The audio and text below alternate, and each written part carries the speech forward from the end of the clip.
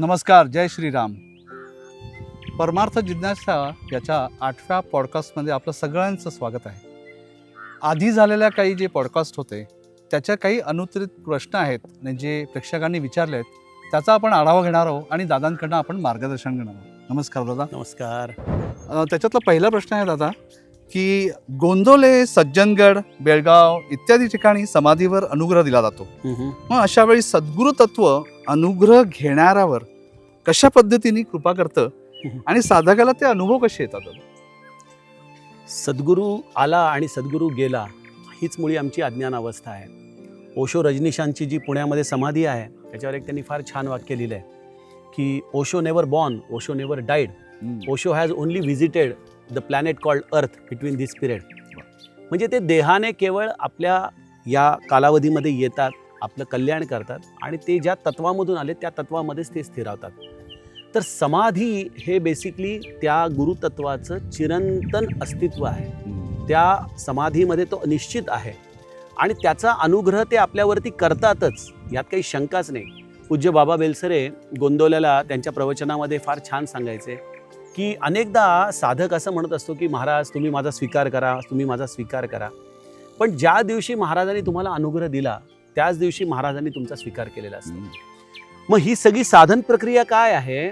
आपण त्यांचा स्वीकार करण्याची. त्यांनी आपला स्वीकार केलेलाच आहे, आपण त्यांचा स्वीकार केला आहे की नाही यावरती अनुग्रहाचे अनुभव आपले ठरतात. तुम्ही जितकं त्या समाधीच्या अस्तित्व जाणीवेला आपल्या हृदयामध्ये घट्ट धराल, ती समाधी म्हणजे केवळ एक काळा पाषाण नाही, केवळ एखादी वास्तू नाही, तर ते प्रत्यक्ष माझ्या श्री महाराजांचं घर आहे. ते तिथं सिंहासनावरती आरूढ आहेत. या अस्तित्व भावनेने जर तुम्ही समाधीला शरण गेला तर आजही समाधीमधून त्यांच्या अस्तित्वाचे अनुभव अनेक साधकांना येतात. गोंदवल्याचा एक प्रसिद्ध अनुभव आहे की एकदा एक व्यक्ती उत्सवामध्ये यायला गोंदवल्याला निघाला. जुना काळ होता 80-85 सालचा आणि रात्री तेव्हा बसेस नसायच्या. तो फलटणपर्यंत आला आणि बसेस शेवटच्या निघून गेल्या होत्या गोंदवल्याला जाणाऱ्या. त्याला रात्रभर तळमळत गोंदवल्याची वाट बघत त्या फलटणच्या फलाटावरती बसून राहावं लागलं आणि पहाटे त्याला पहिली बस मिळाली. तो धापा टाकत गोंदवल्याला आला आणि इतकं त्याचा जीव काकुळतीला आला होता की आपण महाराजांना भेटणार होतो रात्री, पण नाही दर्शन झालं. आणि तसाच धावत येऊन तो समाधीजवळ गेला, डोकं टेकवलं तर समाधीमधून एक सिंहगर्जना त्याच्या हृदयामध्ये त्याला ऐकू आली, अरे रात्रीपासून तुझी वाट बघतोय, तू अजूनही आला कसा नाहीस? म्हणजे समाधीचं अस्तित्व हे जीवाच्या तळमळीवरती, त्याला व्याकुळता किती आहे त्याच्यावरती अवलंबून आहे. अन्यथा तो एक प्रकारे काळा पाषाणच आहे. ती देखील एक प्रकारे परमार्थिक कवायतच होऊ शकते. पण ज्याची अस्तित्व भावना आहे त्याने त्यांचा स्वीकार केला आहे, त्याला आजही ते सनातन तत्व दर्शन देतं.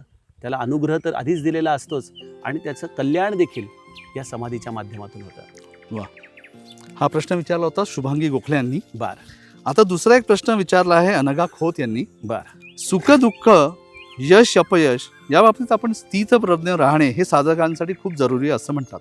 खरं. तसं न्याय अन्याय या बाबतीतही राहावे का आणि मग ते सहन करावे का? मग जर अन्याय जर सहन करणं असेल तर ते पाप समजलं जातं आणि मग सुख दुःख हे सुद्धा सापेक्षच आहे. हे सगळं मग कोडं सोडवावं कसं दादा? कसं आहे माहिती आहे का, तुम्ही या जेवढ्या कोड्यांना सोडवायचा प्रयत्न कराल तेवढा त्याचा गुंता अधिक वाढत जाणार आहे. परमार्थामध्ये एक तत्व सर्व संतांनी सांगितलं, व्यवहार सोडू नये. मग न्याय आणि अन्याय हे जे व्यावहारिक पातळीवरती जे तुम्हाला योग्य वाटतंय ते न्याय आहे आणि जे तुमच्या विरुद्ध अयोग्य वाटतंय तुम्हाला ते अन्याय आहे. तुम्हाला व्यावहारिक पातळीवरती या गोष्टींशी संघर्ष करता यायलाच हवा. तुम्हाला कुठल्याही परिस्थितीमध्ये न्याय मिळवण्यासाठी अन्यायाला केवळ बघत राहणं किंवा केवळ सहन करणं हे तुम्हाला अपेक्षित नाही आहे. जर समर्थ रामदास स्वामींनी देखील परमार्थ असाच मिळमिळीत केला असता तर त्यावेळेला यवनांच्या विरुद्ध त्यांनी छत्रपतींना उभं केलंच नसतं. खरं. त्यांनी गावोगावी जाऊन छत्रपतींच्या साठी हा जो सगळा स्वराज्याचा विचार मांडला. यामुळे एक प्रकारे आपल्याला ते हाच संदेश देतात की परमार्थ हा केवळ अन्याय सहन करण्यासाठी नाही आहे. आता अन्यायाच्या अनेक बाजू असू शकतात. एक अधिभौतिक अन्याय जो बाहेरून होतोय तो. एक असाही अन्याय असू शकतो की तुम्ही भगवंताचं भरपूर साधना करताय, जप जाप्य करताय, पण तुमच्या बाबतीमध्ये मात्र नशिबाचे सगळे पत्ते उलटे पडत आहेत. मग हा देखील तुम्ही म्हणू शकता की हा विधात्याने अन्याय केला माझ्यावर. मग अशा अन्यायाला जिथं तुम्हाला उत्तर मागायला कोण नाहीये तिथं परमार्थिक दृष्ट्या त्या अन्यायाला किंवा तुमच्या मनाविरुद्ध घडणाऱ्या घटनांना शांतपणे सहन करणं ही साधना आहे. त्याला तितिक्षा म्हणतात.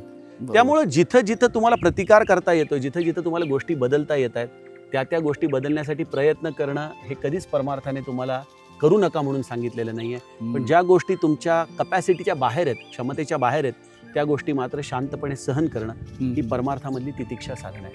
वा, खूप छान. अजून एक प्रश्न आहे, कीर्ती यांनी विचारलेला, की आता असं दिसतं की हातात जपाची माळ आल्यानंतर माणूस इतर सगळ्यांपासून दुरावतो, असं का होतं? कारण की आपले इंटरेस्ट बदलत जातात.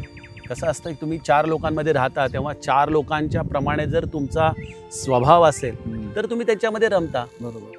जर तुम्ही प्रापंचिक लोकांमध्ये उठबस आहे आणि प्रापंचिक लोकांचे तेच विषय आहेत आणि आज तुम्ही बराच काळ साधना करत आलेला आहात, तर तुमचं मनाचं कंडिशनिंग झालेलं असतं आणि त्यामुळे ते मन त्या विषयांशी आता रमू शकत नाही. बरोबर. मग अर्थात काय होतं की तुम्ही प्रयत्न करता त्या लोकांबरोबर राहण्याचा, कारण की तुम्हाला असं वाटतं की अरे आपण काही कोणी वेगळं नाही, आपल्याला ह्यांच्याबरोबरच राहायचंय.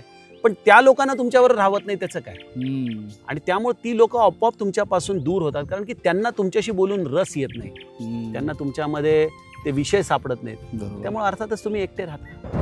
आणि याच्याच अनुषंगाने दादा माझा एक प्रश्न आहे की जेव्हा आपण अध्यात्मामध्ये प्रगती करत असतो त्यावेळेस विचार आणि कृती याच्यात फारच सूक्ष्म अंतर असतं. बरोबर आहे.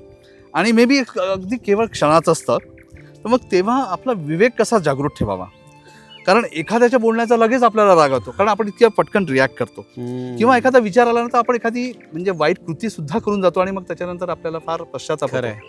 तर हा अखंड विवेक जागृत कसा ठेवावा हे खरंच एक मोठं प्रश्न. गोस्वामी तुलसीदासांनी याचं उत्तर आपल्याला दिलेलं आहे. कारण की आपला विवेक हा नेहमीच पांगळा पडतो अशा वेळेला, कारण की त्या इच्छेचा जोर एवढा प्रचंड असतो की तो कृतीमध्ये बदलायला तुम्ही त्याला थांबवू शकत नाही.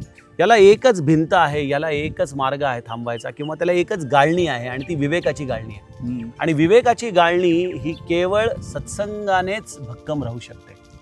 कारण हे गोस्वामी तुलसीदास म्हणतात, बिनु सत्संग विवेक न होई, राम कृपा बिनु सुलभ न सोई. सत्संगतीशिवाय विवेक होत नाही आणि विवेक झाल्याशिवाय आपल्याला अध्यात्मामध्ये प्रगती साधता येत नाही. मग हा सत्संग करायचा म्हणजे नेमकं काय करायचं? रामनाम घेणं हे सत्संगाचं मर्म आहे. रामनाम घेणं म्हणजे काय, हा देखील इथं प्रश्न राहतो. रामनाम घेणं म्हणजे रामाला आपल्या जीवनामध्ये उतरवणं आहे. राम माझा कसा वागतो, त्या प्रसंगामध्ये तो कसा वागला असता, तसं मी माझं जीवन, माझं चरित्र करणं म्हणजे रामनाम घेणं आहे. आता याच्यासाठी सर्वोत्तम उदाहरण काय आहे की जेव्हा कैकेयीने रामाला सांगितलं की तू वनात जा, त्यावेळेला रामाची प्रतिक्रिया तुम्ही अभ्यासा.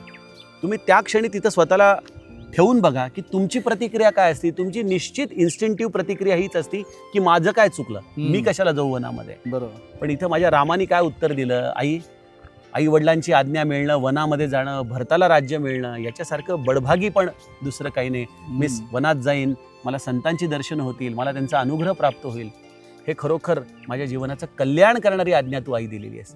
हा माझा राम, हा मर्यादा पुरुषोत्तम आपल्या हृदयामध्ये सतत जतन करणं हा सत्संग आहे, म्हणजे नाम घेणं आहे. मग आपल्या जीवनामध्ये जेव्हा जेव्हा आपण या अशा परिस्थितीमध्ये येतो त्यावेळेला आपला राम कसा वागला असता हा प्रश्न स्वतःला विचारणं हे त्या विवेकाला भक्कम करणे. आणि समजा जरी आपण चुकलो तरी परमार्थामध्ये there is nothing called as end. तुम्ही रिवाइंड करा, स्वतःची चूक करेक्ट करा, काय करायला पाहिजे होतं हे शिका, आणि पुन्हा तसा प्रसंग आला आयुष्यामध्ये की तुम्ही एक ना एक दिवस त्या प्रसंगामध्ये रामासारखे वागाल, हे निश्चित आहे. त्यामुळं तसं आपण मनाला खट्टू करू नये, पण सत्संग हा विवेकाला पुष्ट करणार आहे, एवढं लक्षात ठेवा.